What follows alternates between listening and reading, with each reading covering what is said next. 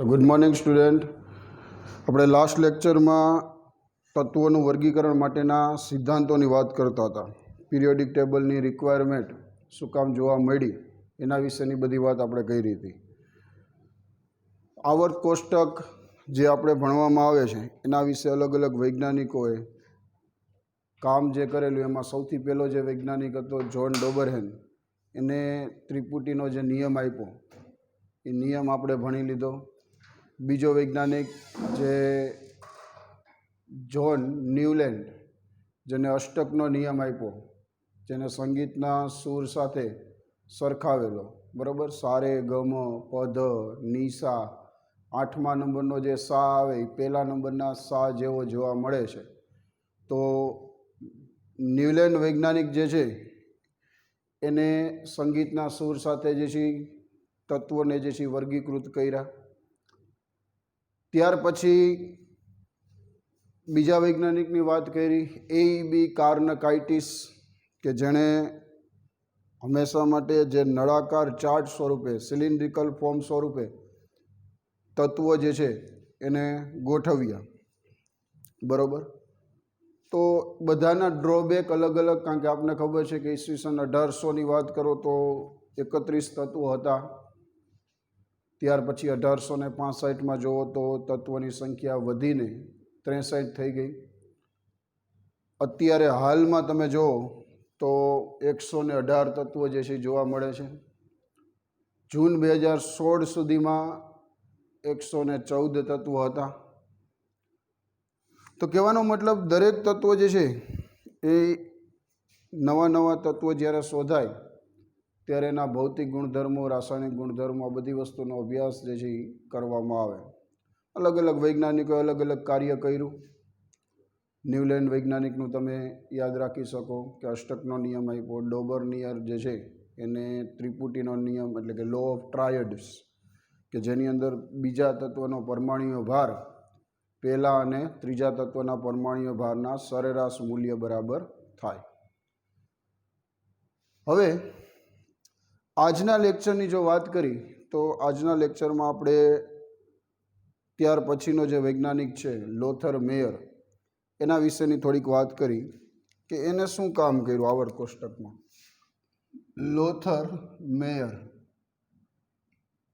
લોથર mayor જે વૈજ્ઞાનિક છે એને શું કર્યું તો કે ભાઈ એને જે છે જે કંઈ એ સમયે તત્વો જે અવેલેબલ હતા 1959 જે છે અથવા તો 69-69ની વચ્ચે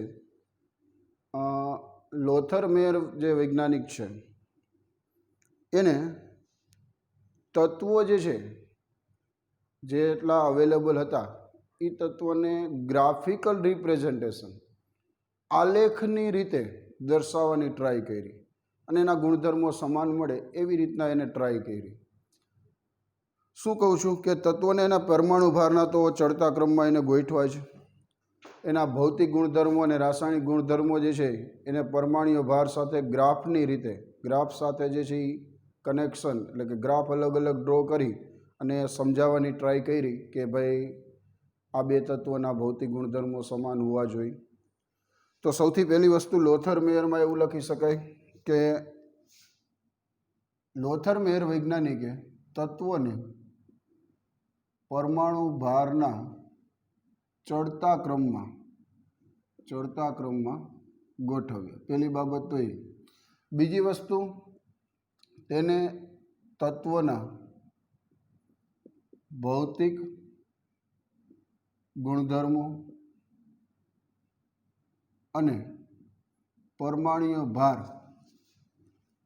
વિરુદ્ધ આલેખ દોરી અને તત્વોનું વર્ગીકરણ સમજાવ્યું, બરાબર. તો હવે કોનાની વિશેની વાત છે? ભૌતિક ગુણધર્મો અને પરમાણુય ભાર. આ બે શબ્દો ખાસ બહુ મહત્વના, કે ભૌતિક ગુણધર્મો અને પરમાણુય ભાર એ બે વિરુદ્ધના એને અલગ અલગ ગ્રાફ ડ્રો કર્યા લોથર મેયર વૈજ્ઞાનિકે. ગ્રાફિકલ રિપ્રેઝન્ટેશનમાં સમજાવવાની ટ્રાય કરી. દાખલા તરીકે તમને સિમ્પલ આલેખ તમને ડ્રો કરી દઉં, તમારે યાદ નથી રાખવાના કોઈ પણ આલેખ, પણ તમને ખબર હોવી જોઈએ કે કેવી રીતના જે છે એ ગ્રાફ જે છે ડ્રો કરી શકાય. માની લો કે આવી રીતના એક એને ગ્રાફ ડ્રો કર્યો કે જેની અંદર એક્સ અક્ષ ઉપર પરમાણ્ય ભાર અને વાય અક્ષ જે છે એના ઉપર કોઈ પણ તમે ફિઝિકલ પ્રોપર્ટી માની લો કે melting point, boiling point, density કોઈ પણ તમે લખી શકો, મેલ્ટિંગ પોઈન્ટ, ગલનબિંદુ. હવે એના માટે એને ગ્રાફ ડ્રો કર્યો તો એ કેવો ગ્રાફ જોવા મળ્યો? આવો જોવા મળ્યો. માની લો કે હાઇડ્રોજન છે, આ હાઇડ્રોજન, પછી તો કે આ લિથિયમ, ત્યાર પછી હજી આગળ જુઓ તો બેરેલિયમ, ત્યાર પછી હજી આગળ જુઓ તો બોરોન, ત્યાર પછી હજી આગળ જુઓ તો કાર્બન. આવો ગ્રાફ જે છે જોવા મળે. કાર્બન પછી નાઇટ્રોજન, તો કે કાર્બન પછી નાઇટ્રોજન, આ નાઇટ્રોજન, પછી આ ઓક્સિજન, ત્યાર પછી આ ફ્લોરિન, બરાબર. ત્યાર પછી હજી આગળ જોઈએ તો સોડિયમ, ત્યાર પછી મેગ્નેશિયમ, ત્યાર પછી હજી આગળ જુઓ તો એલ્યુમિનિયમ, ત્યાર પછી હજી આગળ જુઓ તો સિલિકોન. આવો ગ્રાફ, સિલિકોન પછી ફોસ્ફરસ, આવો કંઈક ગ્રાફ જે છે એને જોવા મળ્યો. તમારા ગ્રાફ યાદ રાખવાનો નથી, પણ તમને ખબર હોવી જોઈએ. દરેક ગ્રાફ જે છે એની ટોચ ઉપર શું જોવા મળ્યું? તો કે આમાં તમે ટોચ ઉપર કાર્બન જોઈ શકો છો, આમાં ટોચ ઉપર સિલિકોન જોઈ શકો છો. તો કહેવાનો મતલબ એનો એવો હતો કે કાર્બન અને સિલિકોન એ બેના ભૌતિક ગુણધર્મો કેવા થવા જોઈએ? સમાન થવા જોઈએ. એક સમાન ગુણધર્મો ધરાવતા હોવા જોઈએ કાર્બન અને સિલિકોન. એને એવી વાત કરી કે કાર્બન અને સિલિકોન જે છે એ રાસાયણિક પ્રક્રિયા અને એના ભૌતિક ગુણધર્મો કેવા જોવા મળવા જોઈએ? તો કે સમાન જોવા મળવા જોઈએ. આ ગ્રાફ ઉપરથી એને એવી વાત કરી. એની નીચે તમે જોઈ શકો ગ્રાફમાં તો કે આમાં બોરોન આવે, બરાબર, અહીંયા એલ્યુમિનિયમ આવે છે. તો બોરોન અને એલ્યુમિનિયમ એ બેના ભૌતિક ગુણધર્મો, રાસાયણિક ગુણધર્મો સમાન થવા જોઈએ. એની નીચે બેરેલિયમ અને અહીંયા નીચે મેગ્નેશિયમ આવે છે. તો એ બેના ભૌતિક ગુણધર્મો, રાસાયણિક ગુણધર્મો સમાન થવા જોઈએ. લિથિયમ અને સોડિયમ, એની નીચે લિથિયમ અને સોડિયમ, એની નીચે હાઇડ્રોજન અને ફ્લોરિન. તો એને એવી વાત કરી કે ગ્રાફ ઉપરથી કે ભાઈ કાર્બન અને સિલિકોન, ત્યાર પછી હજી આગળ જુઓ તો બોરોન અને એલ્યુમિનિયમ, બોરોન અને એલ્યુમિનિયમ, ત્યાર પછી હજી આગળ જુઓ તો બેરેલિયમ અને મેગ્નેશિયમ, બેરેલિયમ અને મેગ્નેશિયમ, ત્યાર પછી હજી આગળ જુઓ તો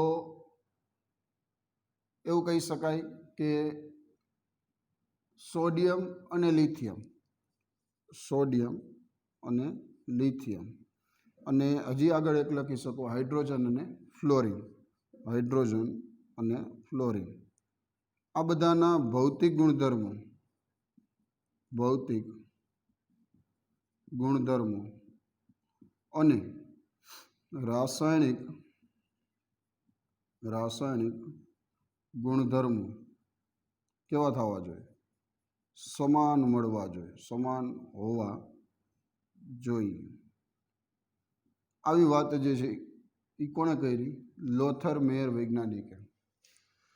હવે તો કે એને સમજાવવાની ટ્રાય તો કરી કે ભાઈ તત્વોનું ક્લાસિફિકેશન જે છે, વર્ગીકરણ આવી રીતના કંઈક કરી શકાય. ગ્રાફ ડ્રો કર્યા અલગ અલગ, melting point, boiling point, density લીધી, એટોમિક માસ જે છે એટલે કે પરમાણુ ભાર વિરુદ્ધના આલેખ ડ્રો કર્યા. એની મર્યાદાની વાત કરી તો કે મર્યાદા due to its complex nature. Complex nature એટલે કોમ્પ્લેક્સિટી. કારણ કે તમને ખબર પડે કે જો તમે ગ્રાફ ફોર્મમાં કોઈ પણ માહિતીને ભણવાની, સ્ટડી કરવાની ટ્રાય કરો તો તમને થોડીક જે છે એ તકલીફ પડે, વધારે તમને ઇઝી ડિફિકલ્ટ રહે. પણ એના કરતાં ટેબલ ફોર્મમાં તમે એ માહિતીને સ્ટડી કરવાની ટ્રાય કરો તો થોડુંક સરળ પડે. તો એવું કહી શકાય કે આની મર્યાદા તમે જુઓ તો મર્યાદા શું છે? લોથર મેયર વૈજ્ઞાનિક જે છે એની લિમિટેશન, ડ્રોબેક, મર્યાદા શું? તો કે મર્યાદા એની એવી છે કે due to its complex nature,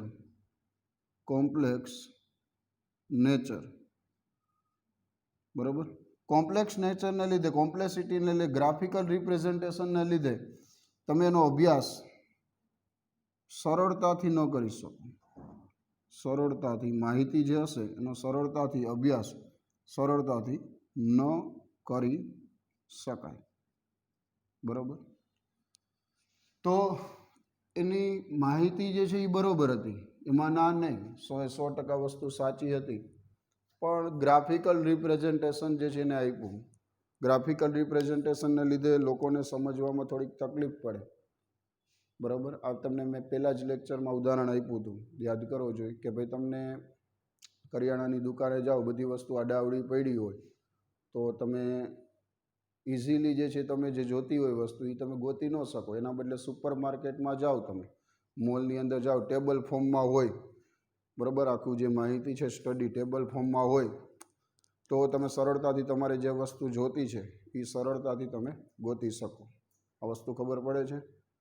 બરાબર. તો એના પછી જે વૈજ્ઞાનિક છે, આની સાથે સાથે બીજો એક વૈજ્ઞાનિક કામ કરતો, એનું નામ છે મેન્ડેલિફ. મેન્ડેલિફે શું કર્યું? આવર્ત કોષ્ટકની અંદર મેન્ડેલિફ. તો મેન્ડેલિફ વૈજ્ઞાનિક જે છે એ સમયની જો વાત કરી મેન્ડેલિફની, તો એ સમયે 63 તત્વો અવેલેબલ હતા. 1865ની વાત આવે, 63 તત્વો જે છે જોવા મળેલા. એને શું કર્યું? આ બધા તત્વોને જે છે ટેબલ ફોર્મમાં જે છે એ ગોઠવ્યા. એટલે કે આવર્ત કોષ્ટકની રચના કરી, ટેબલ ફોર્મમાં જે છે ગોઠવી અને આવર્ત કોષ્ટક બનાવવાની ટ્રાય કરી. સૌથી પહેલી વસ્તુ કે મેન્ડેલિફ જે વૈજ્ઞાનિક છે એને એવું કહી શકાય કે આ સમયમાં 63 તત્વો જાણીતા હતા. MCQમાં, નીટની એક્ઝામમાં, JEEની એક્ઝામમાં તમને ટેક્સ્ટ બુકમાં કદાચ જોવા મળે કે ન જોવા મળે, પણ ધ્યાન રાખવાનું કે મેન્ડેલિફ જે સમયે કાર્ય કરતો, કામ કરતો, એ સમયે તત્વોની સંખ્યા કેટલી હતી? તો કે 63 હતી. મેન્ડેલિફે શું કર્યું? તો કે મેન્ડેલિફે તત્વોને પરમાણ્વીય ભારના ચડતા ક્રમમાં તો ગોઠવ્યા જ, પણ એ સાથે સાથે એના પ્રમાણ સૂચક સૂત્રને ધ્યાનમાં લીધું. મેન્ડેલિફે તત્વોને પરમાણ્વીય ભારના ચડતા ક્રમમાં ગોઠવી, સાથે સાથે તત્વોના સંયોજનોના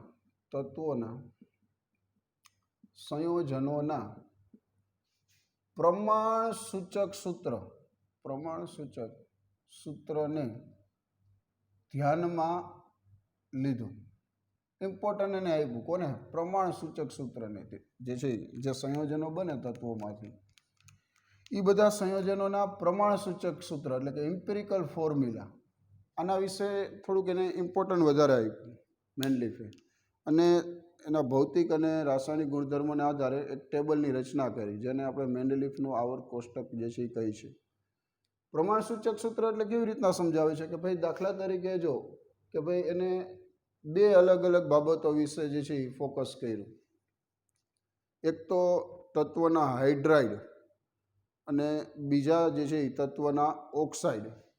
2 અલગ અલગ સંયોજનો, એક હાઇડ્રાઇડ, બરાબર, અને બીજું જે છે એ એવું કહી શકાય એના ઓક્સાઇડ. બરાબર. હાઇડ્રાઇડ અને ઓક્સાઇડ જે છે એ આ 2 સંયોજનો જે બને તત્વોમાંથી, એના ઉપર એને વધારે ફોકસ કર્યું. દાખલા તરીકે ઉદાહરણ લે એટલે વધારે ખબર પડે. હું એમ કહું કે ભાઈ કાર્બન છે, કાર્બન તત્વ જે છે એ કયા પ્રકારનો હાઇડ્રાઇડ બનાવે? તો કે CH4 એટલે કે મિથેન. કાર્બન છે 4 હાઇડ્રોજન સાથે જોડાય અને CH4 હાઇડ્રાઇડ બનાવે. કાર્બન છે કયા પ્રકારનો ઓક્સાઇડ બનાવે? CO2 એટલે કે કાર્બન ડાયોક્સાઇડ, આવા પ્રકારનો ઓક્સાઇડ બનાવે. તો આનો મતલબ એવો થાય કે આનું જે ઇમ્પિરિકલ ફોર્મ્યુલા, પ્રમાણ સૂચક સૂત્ર લખી તો આવું લખાય, EH4 લખાય. આનું પ્રમાણ સૂચક સૂત્ર લખી EO2 લખાય. બરાબર. EH4 અને EO2. તો એને શું વાત કરી? એને સમજાવવાની એવી ટ્રાય કરી કે જેટલા તત્વોના હાઇડ્રાઇડ જે છે એ EH4 પ્રકારના હોય અને એના ઓક્સાઇડ EO2 પ્રકારના હોય, એ બધા તત્વોના ભૌતિક ગુણધર્મો અને રાસાયણિક ગુણધર્મો કેવા જોવા મળે? તો કે સમાન જોવા મળે. હું જે વસ્તુ તમને કહેવા માગું છું એ વસ્તુ તમે સમજી શકો છો. શું કહું છું કે જેટલા તત્વો એ સમયે હતા એ તત્વોના સંયોજનોમાં જે તત્વોના હાઇડ્રાઇડ EH4 પ્રકારના હોય અને એના ઓક્સાઇડ EO2 પ્રકારના હોય એ બધા તત્વો જે છે ને એક સમૂહમાં મૂકી શકાય, એક સમાન ગુણધર્મો ધરાવે છે એવું કહી શકાય આના ઉપરથી. તો મેનલી એવી વાત કરી કે જે તત્વોના હાઇડ્રાઇડ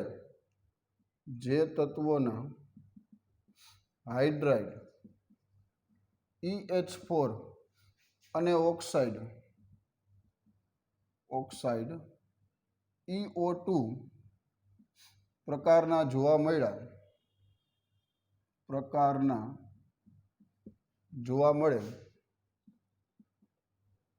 આવા તત્વો એક સમાન ભૌતિક ગુણધર્મો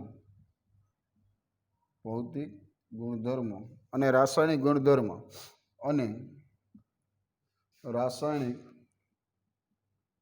ગુણધર્મો ધરાવતા હોય બરાબર. તમે માની લો કાર્બન છે તો સિલિકોન આવે તો સિલિકોન SiH4, સિલિકોન છે તો કે SiO2, બરાબર. તો આ EH4 પ્રકારનું થઈ ગયું, આ EO2 પ્રકારનું થઈ ગયું. તો કે કાર્બન અને સિલિકોન એક સમાન વર્તણૂક ધરાવે, એક સમાન ગુણધર્મો ધરાવતા હોય. તો મેનલી આવી વાત કરી એ સમયે ટેબલ ફોર્મમાં ગોઠવવાની ટ્રાય કરી. મેનલીફ જે છે એને ટેબલ તો બનાવ્યું પણ એ ટેબલ પહેલાં એ પોતે મેનલીફ જે છે એ પત્તાનો વધારે શોખીન હતો. પત્તા રમવાનું તમને ખબર હોય તો આપણે વેબ કહું કે આપણે નાના હતા ત્યારે ઓલા પોકેમનના પત્તા આવતા, ખબર હતી? પોકેમન જે છે ગેમ આવતી, એ પોકેમન જે છે પત્તા, પિકાચુ યાદ કરો, એની અંદર પોકેમનના જે પત્તા આવતા એમાં શું હતું કે ભાઈ પિકાચુ દોરેલું હોય, એનો વેઇટ લખેલો હોય, બરાબર, એનું કલર લખેલો હોય, બધી વસ્તુની માહિતી જે છે એ આપેલી હોય. એના ઘણા બધા આવા કાર્ડ બનાવ્યા મેનલીફે. તમને ખબર હોય WWF તમે જોતા હો તો એની અંદર જે એના પત્તા આવે, જે આપણે એમ કહી શકીએ જે કાર્ડ આવે, એ કાર્ડમાં તમને ખબર હોય તો જોન સીના જે છે એ શું કરે તો કે ભાઈ એની અંદર એનો ફોટો દોરેલો હોય, એનું વેઇટ લખેલું હોય, એની હાઇટ લખેલી હોય, એની જે છે એ બાયસેપ લખેલા હોય, બરાબર. ત્યાર પછી વર્લ્ડ ચેમ્પિયનશિપ કેટલી વાર જીતી જોન સીના એ લખેલું હોય, બધી વસ્તુની માહિતી જોન સીના વિશે લખેલી હોય. એવી જ રીતના મેનલીફે એ સમયે જેટલા તત્વો હતા એ બધાના શું કરી નાખ્યા, એને કાર્ડ બનાવી નાખ્યા. અને કાર્ડ બનાવી અને પછી એને જે છે એ તત્વોને ગોઠવવાનું ચાલુ કર્યું. દાખલા તરીકે કાર્ડ કેવું હોય એ તમને ઉદાહરણ આપી દઉં. દાખલા તરીકે હું એમ કહું કે કાર્ડ જે છે, દાખલા તરીકે સૌથી પહેલાં આવી રીતના એનું કાર્ડ હોય. આ કાર્ડ છે, બરાબર. એ કાર્ડની અંદર પહેલાં એના ઉપર શું લખ્યું તો કે તત્વનું નામ લખ્યું, હાઇડ્રોજન. માની લો કે હાઇડ્રોજન, આવું તત્વનું નામ લખ્યું. ત્યાર પછી એ કાર્ડમાં બીજી કઈ માહિતી લખી એને તો કે ભાઈ હાઇડ્રોજન જે છે એનું એટોમિક વેઇટ, એટોમિક માસ કેટલું હતું તો કે ભાઈ એટોમિક માસ જે છે 1 AMU જોવા મળ્યું.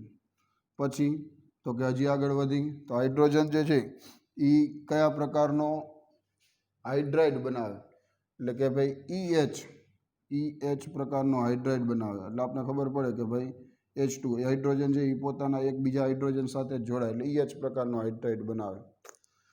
હાઇડ્રોજન જે છે કયા પ્રકારનો ઓક્સાઇડ બનાવે તો કે H2O નું ઉદાહરણ લખો, આમ લખાય E2O, આવા પ્રકારનો ઓક્સાઇડ થયો ને H2O, બરાબર. E2O એટલે H2O.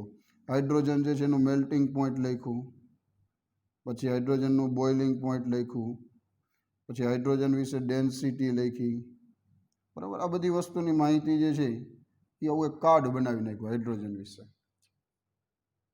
ત્યાર પછી એને શું કર્યું બધા તત્વો માટે.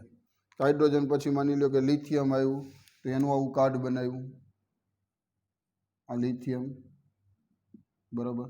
લિથિયમ પછી બેરેલિયમ, એનું કાર્ડ બનાવ્યું. બોરોન, એનું આવું કાર્ડ બનાવ્યું. પછી નાઇટ્રોજન, નાઇટ્રોજનનું કાર્ડ બનાવ્યું. ઓક્સિજન, ઓક્સિજનનું કાર્ડ બનાવ્યું. આવી રીતના બધાના કાર્ડ બનાવ્યું. ઓક્સિજન પછી સીધું તત્વ જે છે ફ્લોરિન આવ્યું. ફ્લોરિનને એને જોયું કાર્ડમાં, તો ફ્લોરિન જે છે એ હાઇડ્રોજન જેવા ગુણધર્મો ધરાવતો, એનું કાર્ડ જે છે આવી રીતના એને નીચે મૂક્યું. ફ્લોરિન છે એના કાર્ડને એને શું મૂક્યું? નીચે મૂક્યું. કારણ કે એનું જો આપણે ખબર છે ફ્લોરિન છે, અહીંયા લખી ફ્લોરિન, બરાબર. તો ફ્લોરિન માટે શું થયું? તો કે એટોમિક માસ એનું 19 જે છે જોવા મળ્યું.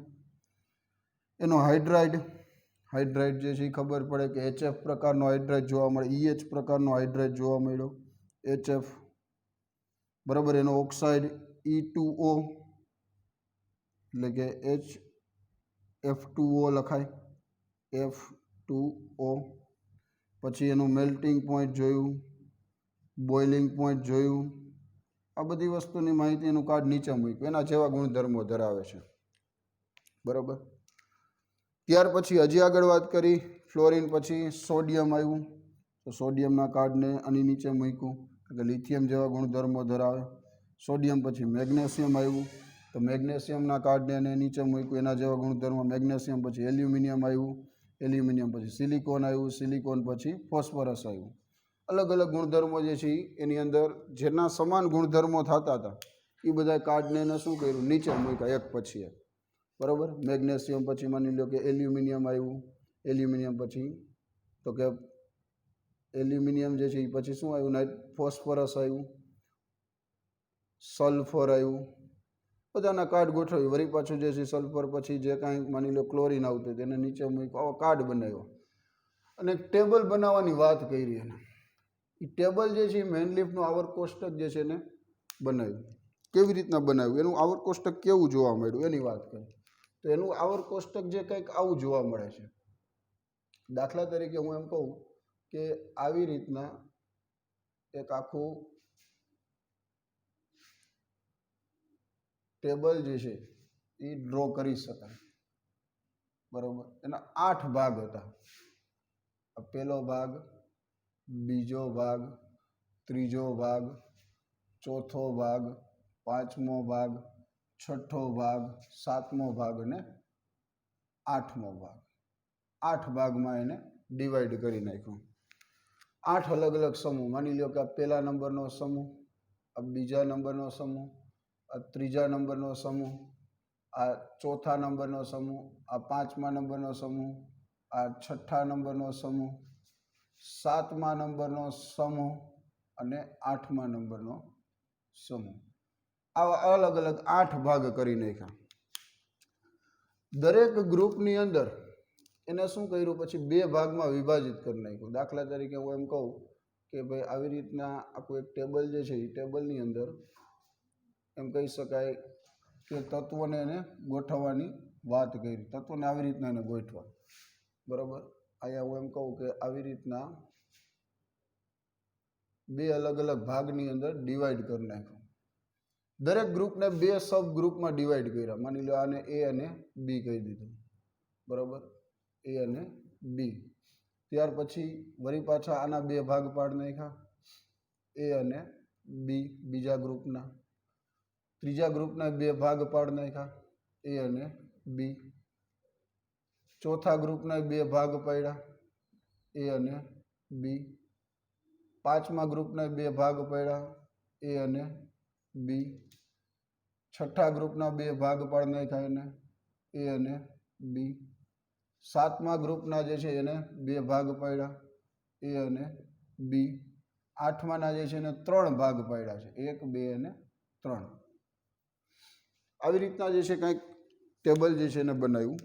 એ ટેબલની અંદર તત્વોને પછી મૂકવાનું ચાલુ કર્યું. પહેલો આવર્ત લ્યો. માની લો અહીંયા લખીએ આપણે આવર્ત નંબર 1. એની અંદર એને તત્વો જે મૂક્યા એ તત્વો કેવા કેવા? તો કે પહેલા આવર્તમાં હાઇડ્રોજન જે છે, હાઇડ્રોજન એક જ મૂક્યું. એટલે કે અહીંયા લખીએ આપણે હાઇડ્રોજન. આવર્ત નંબર 2, આવર્ત નંબર 2 એની અંદર એને શું કર્યું તો કે કયા કયા તત્વો જે છે મૂક્યા તો કે આવર્ત નંબર 2 ની અંદર એને લિથિયમ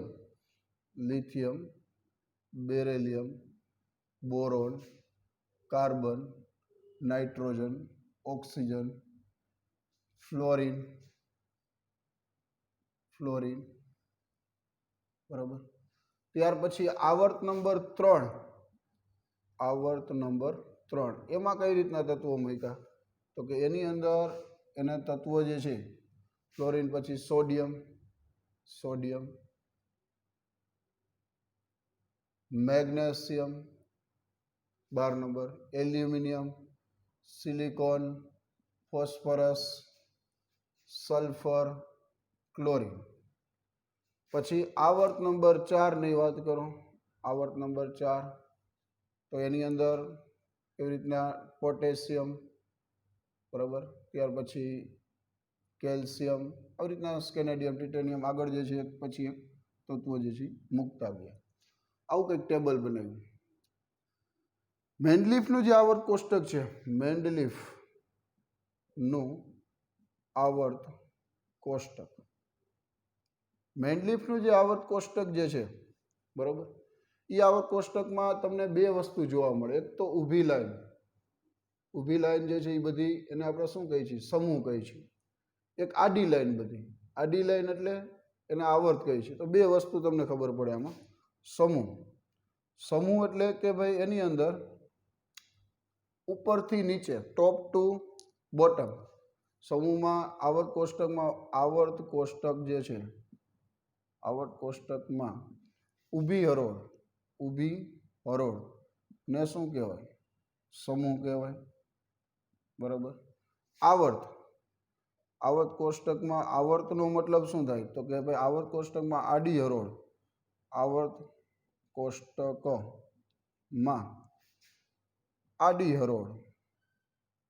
હરોળને શું કહેવાય આવર્ત કહેવાય બરાબર. ટોટલ એને સમૂહ જે છે 7 ને 8 સમૂહ ને બીજી વસ્તુ એના ટેબલમાં એને દરેક સમૂહને 2 ગ્રુપમાં ડિવાઈડ કર્યા. દરેક સમૂહને 2 ભાગમાં 2 સબગ્રુપમાં 2 ભાગમાં વિભાજન કર્યા. એ અને બી 2 અલગ અલગ ભાગમાં ગ્રુપ જે છે ડિવાઈડ કરી નાખ્યા. બીજી વસ્તુ આ જે વસ્તુ છે એ કોણે તો કે લોથર મેયર વૈજ્ઞાનિકે આ જ વસ્તુ કીધી પણ એને શું કર્યું ગ્રાફિકલ રિપ્રેઝન્ટેશન આપ્યું. આને જે છે શું કામ કર્યું તો કે આને જે છે ટેબલ ફોર્મમાં તત્વો ગોઠવી દીધા એટલે આનો અભ્યાસ સરળતાથી કરી શકાય. પહેલા સમૂહમાં hydrogen lithium sodium potassium beryllium બીજામાં બેરેલિયમ મેગ્નેશિયમ કેલ્શિયમ બરાબર. આવું કંઈક જે છે એ તત્વોને ગોઠવ્યા. હવે આની અંદર બીજી વસ્તુ તમે પહેલો સમૂહ લ્યો તો એના જે હાઇડ્રાઇડ અને ઓક્સાઇડની વાત કરો તો કે પહેલો સમૂહ આપને ખબર છે કે ભાઈ EH પ્રકારના હાઇડ્રાઇડ બનાવે EH બરાબર. આ કયા પ્રકારના EH2 પ્રકારના હાઇડ્રાઇડ બનાવે. આ બનાવે EH3 બનાવે. આ લખાય EH4 પ્રકારના હાઇડ્રાઇડ બનાવે બરાબર. આ વળી પાછું જે છે નાઇટ્રોજન જે છે EH3 પ્રકારના હાઇડ્રાઇડ બનાવે. આ EH2 પ્રકારના હાઇડ્રાઇડ બનાવે અને આ ગ્રુપ રહ્યું EH પ્રકારનો હાઇડ્રાઇડ બનાવે. ઓક્સાઇડની વાત કરો તો કે ઓક્સાઇડ જે છે E2O આવું લખી શકાય. E2O પહેલા પ્રકારનો Li2O હોય એટલે E2O પ્રકારનો ઓક્સાઇડ લખાયાનો Na2O હોય. આ જે છે EO મેગ્નેશિયમ હોય એટલે EO પ્રકારનો ઓક્સાઇડ બનાવે MgO. આનો ઓક્સાઇડ જે L2O3 એટલે E2O3 પ્રકારનો ઓક્સાઇડ બનાવે. આનો ઓક્સાઇડ CO2 એટલે કે EO2 પ્રકારનો ઓક્સાઇડ બનાવે. આ જે છે ઓક્સાઇડ કયા પ્રકારનો બનાવે N2O અથવા તો N2O5 P2O5 એટલે E2O5 પ્રકારનો ઓક્સાઇડ બનાવે. આ ગ્રુપની અંદર ઓક્સાઇડ તમે જોવા જાઓ SO2 એટલે EO2 પ્રકારનો ઓક્સાઇડ કહેવાય. આનો ઓક્સાઇડ લખો તો કે Cl2O એટલે કે E2F2O એટલે કે E2O. આવા પ્રકારનો ઓક્સાઇડ E2O7 એક તમે કહી શકો. આવા પ્રકારનો ઓક્સાઇડ બનાવે. તો દરેકના હાઇડ્રાઇડ અને ઓક્સાઇડ ખબર પડી જવી જોઈએ કે ગ્રુપ નંબર 1ની અંદર તમે જોવા જાઓ તો કે LiH બરાબર લિથિયમ છે સમૂહ 1 એ LiH પ્રકારનો હાઇડ્રાઇડ બનાવે છે. ગ્રુપ નંબર 2 છે એ MgO એટલે કે EH2 પ્રકારનો જે છે હાઇડ્રાઇડ બનાવે MgH2 CaH2. ગ્રુપ નંબર 3 તો કે ભાઈ એમાં એલ્યુમિનિયમ છે AlH3. તમે જોઈ શકો કે ભાઈ લિથિયમ છે તો LiH ને એનો ઓક્સાઇડ આવે Li2O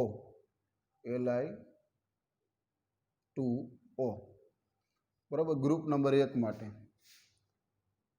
પછી માની લો ગ્રુપ નંબર 2 માટે વિચાર કરીએ આપણે તો ગ્રુપ નંબર 2 માં હાઇડ્રાઇડ છે EH2 પ્રકારનો, ઓક્સાઇડ જે છે EO પ્રકારનો. EH2 એટલે MgH2 તમે લખી શકો અને MgO લખી શકો.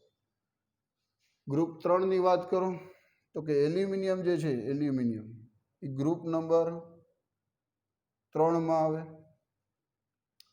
તો એ કયા પ્રકારનો હાઇડ્રાઇડ બનાવી શકે છે EH3 એટલે કે AlH3 અને ઓક્સાઇડ કયા પ્રકારનો બનાવે Al2O3 બનાવે બરાબર. એવી જ રીતના માની લો કે ભાઈ તમે ગ્રુપ નંબર 4ની વાત કરો.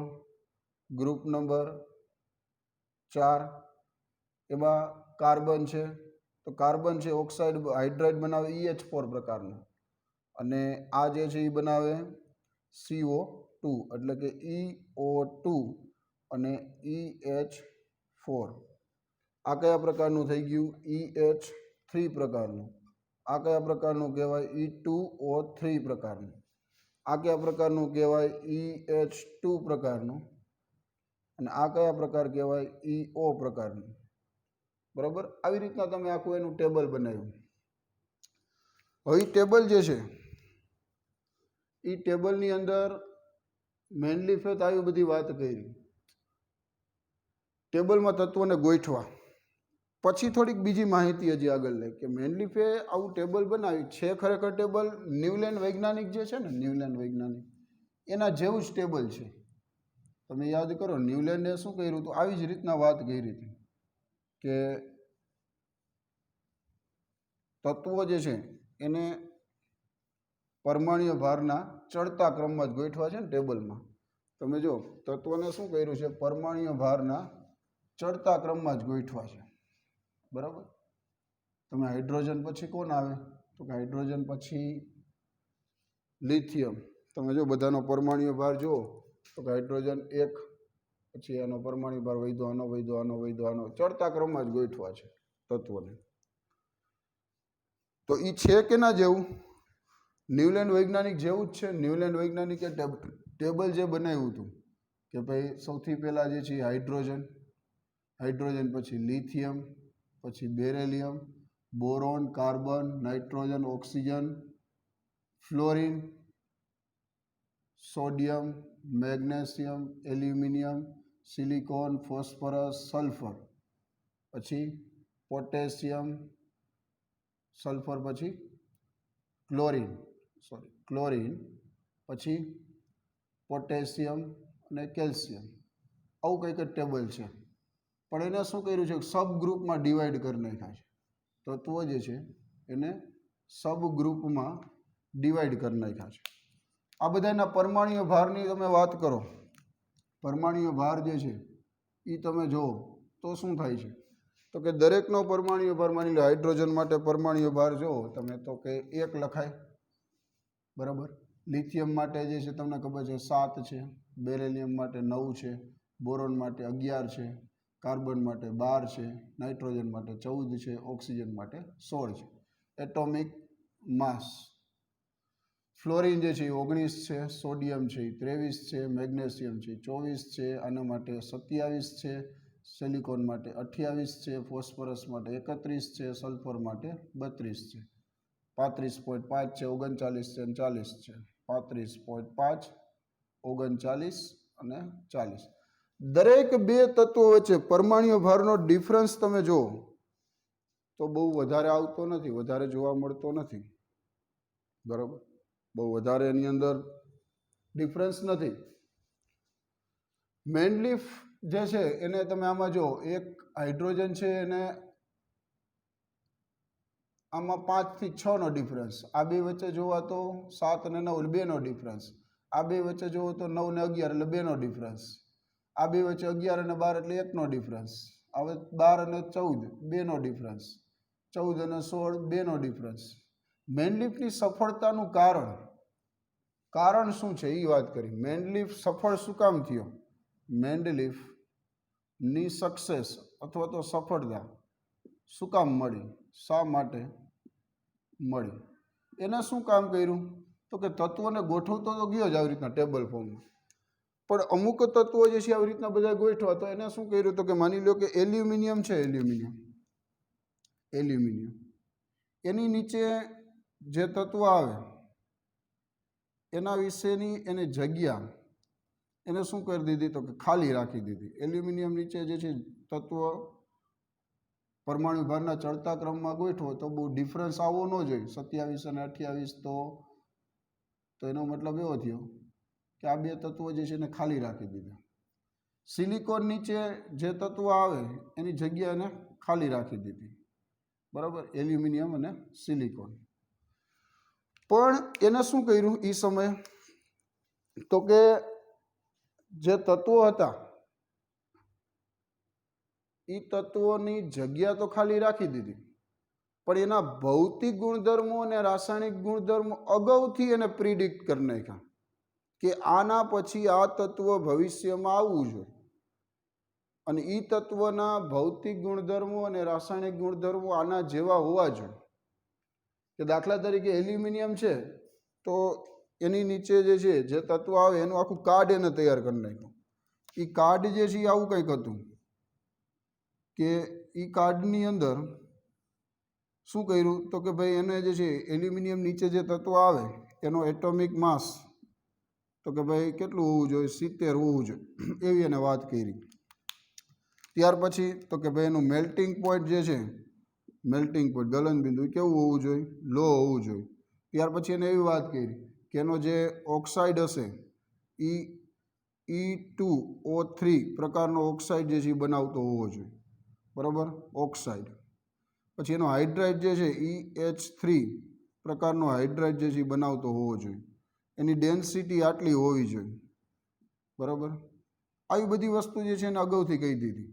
સિલિકોન નીચે જે તત્વ આવે એના કાર્ડમાં એને આવું લખી નાખ્યું એ સમયે, ભલે તત્વ ખબર નહોતી નામ, પણ કે એનું એટોમિક માસ ભાઈ તો કે ભાઈ 72 હોવું જોઈએ.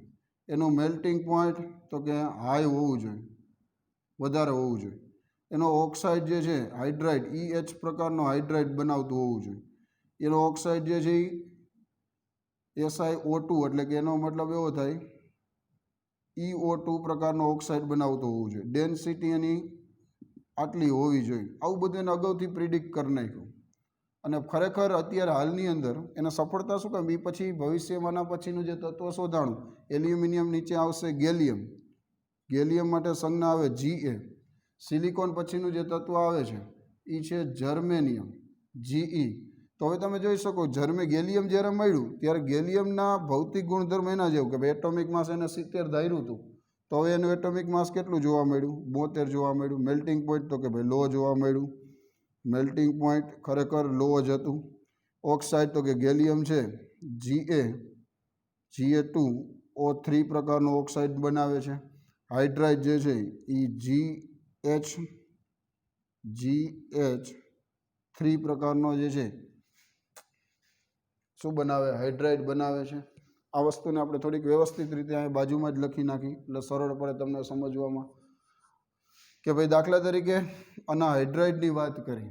આ હાઇડ્રાઇડ જે છે ગેલિયમ છે એ કયા પ્રકારનો? તો કે GaH3 પ્રકારનો હાઇડ્રાઇડ બનાવે.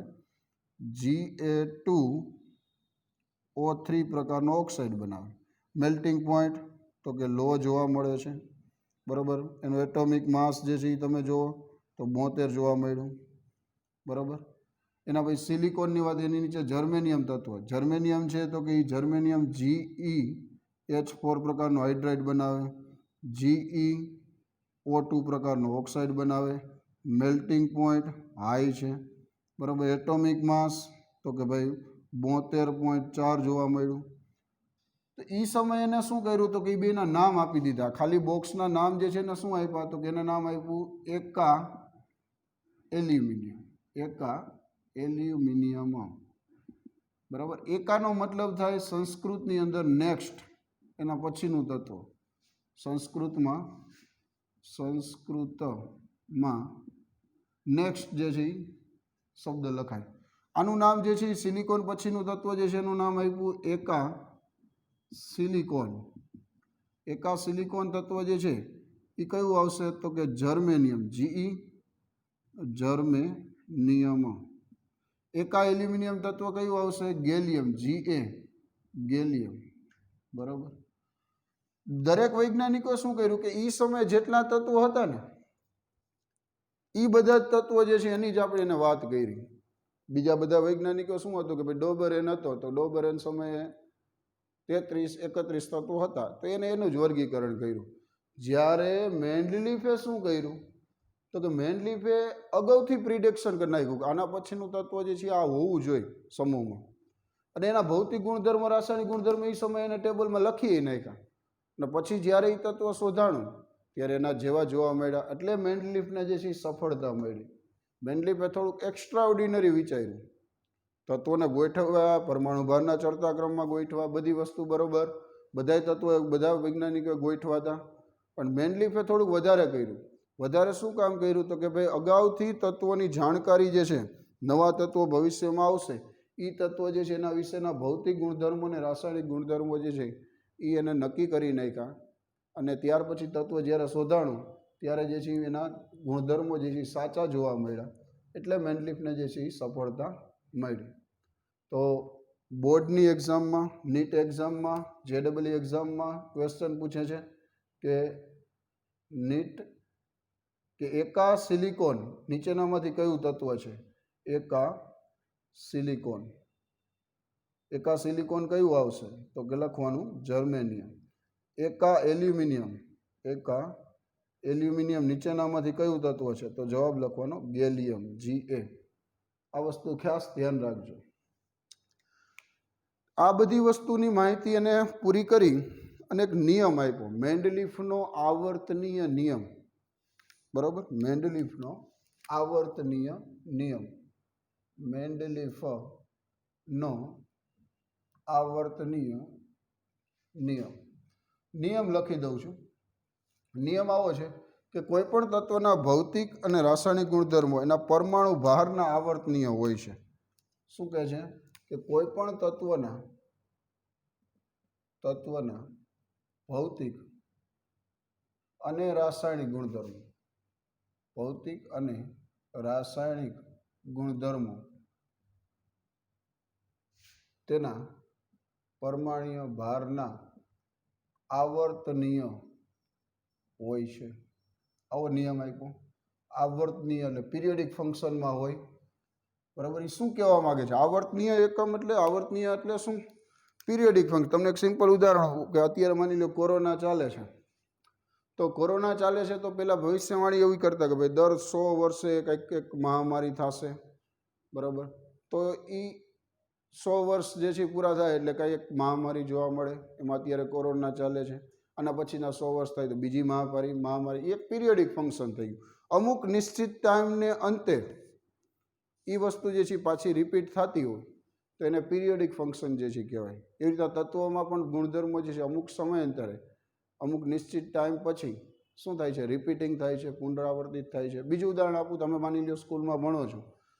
અમે જ્યારે ભણતા ત્યારે તો પહેલો જે ક્લાસ ટીચર હોય, અમારા ક્લાસ ટીચર જે છે એ હંમેશા માટે પહેલો લેક્ચર લેતા હોય, બરાબર. મોટાભાગે બધાને પણ, તમારે પણ એવું જ હશે. હવે ક્લાસ ટીચર માની લો મેથ્સ ભણાવે છે તો પહેલો લેક્ચર મેથ્સનો, બરાબર. ત્યાર પછી બીજો લેક્ચર જે છે એ ફિઝિક્સનો, ત્રીજો લેક્ચર કેમેસ્ટ્રીનો, ચોથો લેક્ચર જે છે એ બાયોલોજીનો 5મો લેક્ચર જે છે માની લો ઇંગ્લિશનો, બરાબર. પછી રજા પડી જાય સોમવારે, બરાબર. પછી મોજમાં આવી જાય કે હાલો હવે શાંતિ, 5 લેક્ચર ભરાઈ ગયા, સ્કૂલ પૂરી. વળી બીજે દિવસે જાઓ એટલે સવારમાં પહેલો જ લેક્ચર જે છે કોનો આવશે? મેથ્સનો આવશે, ક્લાસ ટીચરનો આવશે. બીજો લેક્ચર કોણ આવશે? તો કે ફિઝિક્સ આવશે. ત્રીજો લેક્ચર જે છે કોણ આવશે? તો કે ભાઈ કેમેસ્ટ્રી આવશે. ચોથો લેક્ચર કોણ આવશે? બાયોલોજી આવશે. 5મો લેક્ચર તો કે ઇંગ્લિશ આવશે. મંગળવાર પૂરો થઈ ગયો, બરાબર. ટાઈમ પૂરો, મોજમાં આવી ગયા. મંગળવારની હાંજ પડી. વળી પાછું શું થાય? તમારું મન જે છે થોડુંક દુઃખી થઈ જાય. બુધવાર આવે, વળી સવારમાં પહેલો લેક્ચર કોનો સહન કરવાનો? તો કે પહેલો લેક્ચર મેથ્સનો સહન કરવાનો. તો પિરિયોડિક થઈ ગયું ને, પિરિયોડિક ફંક્શન થઈ ગયું. આ પિરિયોડિક ફંક્શન એટલે શું? તો કે આવર્તનીય. કેવી રીતના? તો કે તમને ખબર પડી જાય કે પહેલો લેક્ચર મારે મેથ્સનો જ સહન કરવાનો આવશે, બીજો મારે જે છે કેનો આવશે? ફિઝિક્સનો જ આવશે. તો એવી રીતના તત્વોના ભૌતિક ગુણધર્મો અને રાસાયણિક ગુણધર્મો શું હોય? તો કે હંમેશા માટે પરમાણુ ભારના શું હોય? આવર્તનીય હોય છે. આ વસ્તુ ખબર પડી? હવે આની લિમિટેશન, મર્યાદા ભણવાની છે, પણ મર્યાદા ભણતા પહેલાં તમને આટલી વસ્તુ ફરીથી પાછી એક રિપીટ કરી અને થોડીક માહિતી આપી દઉં. મેન્ડલીફનું આવર્ત કોષ્ટક જે છે એમાં પરમાણુ ભાર અને પ્રમાણ સૂચક સૂત્ર એમાં બે પ્રકારના, હાઇડ્રાઇડ અને ઓક્સાઇડ. આ બે સંયોજનોને મહત્વ આપેલ. આ એક પોઈન્ટ ખાસ ધ્યાન રાખજો, હાઇડ્રાઇડ અને ઓક્સાઇડ. સૌથી પહેલાં આપણે જે વાત કરી લોથર મેયર વૈજ્ઞાનિકે શું કામ કર્યું હતું? તો કે લોથર મેયર વૈજ્ઞાનિક ગ્રાફિકલ રિપ્રેઝન્ટેશન આપ્યું. પરમાણુ ભાર એક બાજુ લીધો એક્સ અક્ષ ઉપર, વાય અક્ષ ઉપર શું લીધું? તો કે વાય અક્ષ ઉપર કોઈ પણ physical property, melting point, boiling point graph draw કર્યો. એના ઉપરથી એવું કીધું કે ભાઈ કાર્બન છે એ સિલિકોન સાથે સામ્યતા ધરાવે છે, બરાબર. પણ ગ્રાફિકલ રિપ્રેઝન્ટેશન થોડુંક અઘરું પડે સમજવામાં, એટલે કે ડિફિકલ્ટ થાય. તો મેન્ડલીફ વૈજ્ઞાનિક જે છે એનો ડ્રોબેક હતો. મેન્ડલીફે શું કામ કર્યું? તો કે મેન્ડલીફે એના પ્રમાણ સૂચક સૂત્રને ધ્યાનમાં લીધા. બે પ્રકારના જે છે સંયોજનો, હાઇડ્રાઇડ અને ઓક્સાઇડ. એ હાઇડ્રાઇડ અને ઓક્સાઇડ જે છે, માની લો કાર્બનનું મેં તમને ઉદાહરણ આપ્યું, તો કાર્બન જે છે એ હાઇડ્રાઇડ CH4 પ્રકારનો બનાવે. કાર્બન છે હાઇડ્રાઇડ CH4 અને ઓક્સાઇડ બનાવે CO2 પ્રકારનો બનાવે. તો કહેવાનો મતલબ એવો છે કે જે તત્વોના હાઇડ્રાઇડ જે છે EH4 પ્રકારના હશે, અને નામ લખાય ને EH4 અને EO2. જે તત્વોના હાઇડ્રાઇડ EH4 અને EO2 પ્રકારના ઓક્સાઇડ બનાવતું હોય, એ બધા તત્વોના ભૌતિક ગુણધર્મો, રાસાયણિક ગુણધર્મો સમાન હોવા જોઈએ. આ વસ્તુ એને સમજાવી, બરોબર. ત્યાર પછી બીજી થોડીક વાત કરી કે ભાઈ એની અંદર એને કાર્ડ બનાવ્યા. કાર્ડ માટે મેં તમને ઉદાહરણ આપ્યું કે કાર્ડ માટે જે પત્તાના આપને ખબર હોય તો જે પિકાચુનું ઉદાહરણ આપ્યું છે. બીજું એક તમને ઉદાહરણ આપ્યું જોન સીનાવાળું કે ભાઈ કાર્ડની અંદર શું શું લખેલું હોય? તો કે ઉપર જોન સીનાનો ફોટો હોય, એની નીચે જોન સીનાનું વેઇટ લખ્યું હોય, હાઇટ લખી હોય, બાયસેપ લખેલા હોય, કેટલી વાર વર્લ્ડ ચેમ્પિયનશિપ જીતી જોન સીના એ તમે લખેલું હોય. એ રીતના તત્વો માટે પણ એને કાર્ડ બનાવી નાખ્યા. 63 તત્વો હતા. અને એ પછી તત્વોને ગોઠવા. આપણે કેમ પહેલાં માની લો કે 4 પત્તાની અંદર જુઓ તો 4 એકા જે છે એ રાખી છે, લાલનો એકો, કાળીનો એકો, ચરકટનો એકો, ફૂલીનો એકો. એની નીચે બધામાં બાદશાહ જે છે રાજા રાખી છે, એની નીચે રાણી રાખી છે ચારે બધામાં. ત્યાર પછી ગલ્લો જે છે ગુલામ રાખી છે, ત્યાર પછી દસો રાખી છે. એ રીતના એને ગોઠવવાનું ટ્રાય કર્યું. કાર્ડ હતું આવી રીતના કે ભાઈ એટોમિક માસ, હાઇડ્રાઇડ કયા છે, ઓક્સાઇડ કયો છે, melting point, boiling point, density, આ બધા કાર્ડ આવી રીતના બનાવી અને ગોઠવવાનું ચાલુ કર્યું. પહેલાં હાઇડ્રોજનનું કાર્ડ મૂક્યું, લિથિયમનું કાર્ડ મૂક્યું, બેરેલિયમનું, બોરોનનું, નાઇટ્રોજનનું, ઓક્સિજનનું. પછી એની પાસે ફ્લોરિનનું કાર્ડ હાથમાં આવ્યું. ફ્લોરિનનું આવ્યું તો એને જોયું કે ફ્લોરિનમાં જો હાઇડ્રાઇડ છે EH પ્રકારનો છે, HF. ફ્લોરિનની અંદર ઓક્સાઇડ E2O પ્રકારનો છે, તો એને એ કાર્ડને ક્યાં મૂક્યું? હાઇડ્રોજનની નીચે. પછી એના હાથમાં સોડિયમનું કાર્ડ આવ્યું. તો સોડિયમનું કાર્ડ આવ્યું તો સોડિયમનું કાર્ડ જે છે કેના સાથે? લિથિયમ સાથે મેચ થતું હતું, તો એને એની નીચે મૂક્યું. મેગ્નેશિયમ, એલ્યુમિનિયમ, ફોસ્ફરસ, સલ્ફર, આવું એક ટેબલ બનાવી નાખ્યું. એની ટેબલ જે છે આવું જોવા મળે છે. એ ટેબલ કેવું જોવા મળે? આવી રીતના કે ભાઈ એમાં 8 ગ્રુપ હતા. એ 8 ગ્રુપ જે છે એને 2 સબ ગ્રુપમાં બધામાં ડિવાઈડ કરેલું છે. એબી એબી એબી, પહેલું ગ્રુપ, બીજું ગ્રુપ, ત્રીજું ગ્રુપ. બધામાં હાઇડ્રાઇડનો ક્રમ EH, EH2, EH3, EH4, વળી પાછું ઊંધું EH3, EH2, EH, oxide E2O, EO, E2O3, EO2, E2O5, EO2 અને E2O7. સમૂહ ઊભી લાઈન બધી હોય એને સમૂહ કહેવાય, આડી લાઈન હોય એને બધી આવર્ત કહેવાય. ઉદાહરણ આપ્યા, MgH2 હોય તો MgO લખાય, MgH2 અને MgO, આ EH2 અને આ EO પ્રકાર થઈ ગયો. એલ્યુમિનિયમ ત્રીજા નંબરની વાત કરો તો EH3, EH3 એટલે કે આ પ્રકારનો હાઇડ્રાઇડ, એનો ઓક્સાઇડ E2O3, તો E2O3 થઈ ગયું. ગ્રુપ નંબર 4 માટે CH4, CH4 એટલે કે EH4, બરાબર. CO2 ઓક્સાઇડ EO2, તો EO2 ઓક્સાઇડ થઈ ગયો. આવું બધું ગોઠવી અને મેં તમને આવું સિમ્પલ ટેબલ બનાવ્યું, ન્યુલેન્ડ જેવું જ છે. પણ ન્યુલેન્ડે સંગીતના સૂર સાથે આ વસ્તુને કમ્પેર કરી અને ટેબલ ફોર્મમાં રિપ્રેઝન્ટેશન કરી. મેન્ડલિફની સફળતાનું રહસ્ય કે એને જે આવનારા તત્વો છે એની જગ્યા ખાલી મૂકી અને અહીંયા કાર્ડ જે છે એ બનાવીને મૂકી દીધું. ભલે નામ ન આપ્યું પણ કાર્ડ બનાવીને તો મૂકી જ દીધું કે ભાઈ એના ભૌતિક ગુણધર્મ, એની ડેન્સિટી આટલી હશે, એનું મેલ્ટિંગ પોઈન્ટ લો હોવું જોઈએ. એ પછીનું તત્વ છે એલ્યુમિનિયમ નીચે એને જગ્યા રાખી દીધી, સિલિકોન નીચે એને જગ્યા રાખી દીધી. અને જ્યારે એ તત્વ જે છે શોધાણું ત્યારે એ વસ્તુ એની સાચી પડી. સાચી પડી એટલે કે એનો મતલબ એલ્યુમિનિયમ નીચે માની લો ગેલિયમ છે એની જગ્યા એને ખાલી રાખી દીધી. ગેલિયમ છે એ હાઇડ્રાઇડ GH3, Ga2O3 પ્રકારનો જે છે ઓક્સાઇડ બનાવે. સિલિકોન નીચે જર્મેનિયમનો હાઇડ્રાઇડ GeH4, GeO2, સિલિકોન જેવો જ જોવા મળ્યો. તો મેન્ડલિફે દરેક વૈજ્ઞાનિકે શું કર્યું કે ભાઈ જેટલા હતા ને એ બધા તત્વોને એને ગોઠવવામાં પડ્યા હતા.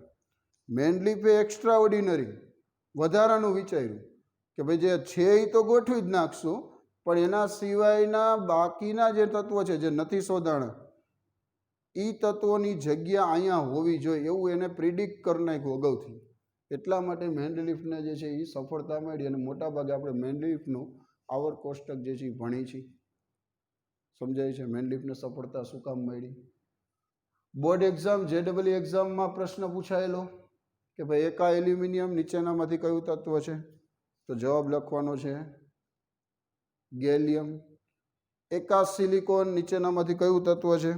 તો કે જર્મેનિયમ. એકાનો મતલબ શું થાય છે? એકાનો મતલબ થાય છે નેક્સ્ટ, સંસ્કૃતમાં નેક્સ્ટ લખાય. ત્યાર પછી એનો એક નિયમ આપ્યો હોય. નિયમ શું કહે છે મેન્ડલિફ? આ પણ પ્રશ્ન પૂછાય કે મેન્ડલિફનો આવર્તનીય નિયમ શું છે?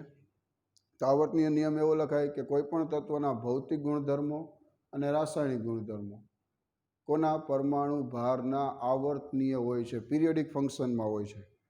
પિરિયોડિક ફંક્શન મેં તમને કહી દીધું, ઉદાહરણ આપી દીધું કે ભાઈ 100 વર્ષવાળું કોરોના ચાલે છે એવું. બીજું ઉદાહરણ તમને આપ્યું મેં કે ભાઈ સ્કૂલમાં ભણતા હોય તો પહેલો લેક્ચર મેથ્સ, બીજો લેક્ચર ફિઝિક્સ, ત્રીજો લેક્ચર કેમેસ્ટ્રી, પછી બાયોલોજી, પછી ઇંગ્લિશ, વળી પાછું મંગળવારે maths, physics, chemistry, biology, English, વળી બુધવારે મેથ્સ. પિરિયોડિક ફંક્શન થઈ ગયું લાઈફનું કે આવી રીતના જે છે હંમેશા માટે જોવા મળે. હવે આના બધા ડ્રોબેકની વાત કરશું. થોડીક એની ડ્રોબેક, થોડીક એની મર્યાદા હતી. એ મર્યાદા આપણે આવતા લેક્ચરની અંદર જે છે એ જોશું. અત્યારે આટલું બધા તમને ક્વેશ્ચન પૂછે તો તમે ઘણી બધી માહિતી લખી શકો કે મેન્ડલિફનો આવર્ત કોષ્ટક સમજાવવા, માની લો થિયરી પૂછી હોય તો મેં તમને ઘણી બધી માહિતી આપી. એ બધી માહિતી જે છે તમે ભેગી કરી અને સરળતાથી લખી શકો. ચાલો આટલું તૈયાર કરી નાખજો. બરાબર? Okay, bye bye student. Okay.